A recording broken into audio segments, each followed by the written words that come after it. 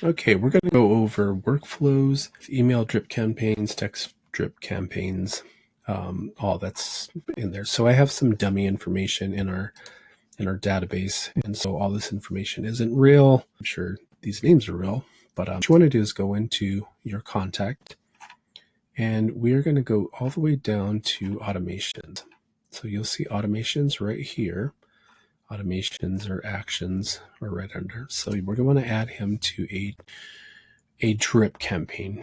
And so there's a bunch of templates in here. So I just met this client. He is a realtor that I did a transaction with in the past 6 months. So we're going to put realtor outreach, listing agent closed in the last 6. And we are going to start this on, let's say, the 30th, and we're going to do this at 8 a.m. 8 a.m. Boom. Just like that. So we want to confirm this is the right workflow. We'll go over workflows in just a second to make sure they're all set up correctly. And if I wanted to add him, I would just click that. So for now, I'm not going to add anything, but this is how you add somebody to a workflow. And so to make sure, prior to you sending out any workflows, this is the most important thing, is to make sure all your workflows that you're going to be using are in your voice and you understand sequence on them. So we're going to go to pre-filter outreach, and we're going to look for that listing agent workflow. This is what workflows are. So when I added that client to this workflow, that was the trigger. So you see, once it's triggered within the contacts, this is the sequence that will happen.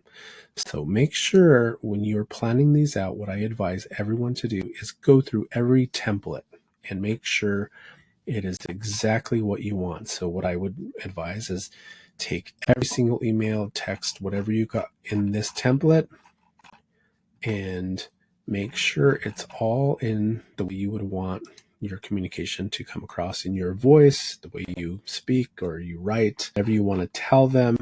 Here's some good information in here. You can keep it. It's all relevant to who you're sending it to, but I would always double check to see if that's the message you want to get across in this sequence of emails. So, putting this all out on a sheet to see, okay, this is what they're going to get in the first day, second day, so on and so forth. And so make sure that it all makes sense to you want to communicate and what you're trying to do within this sequence. So you'll see these contact fields, leave those in there because we're importing this information from your contact database.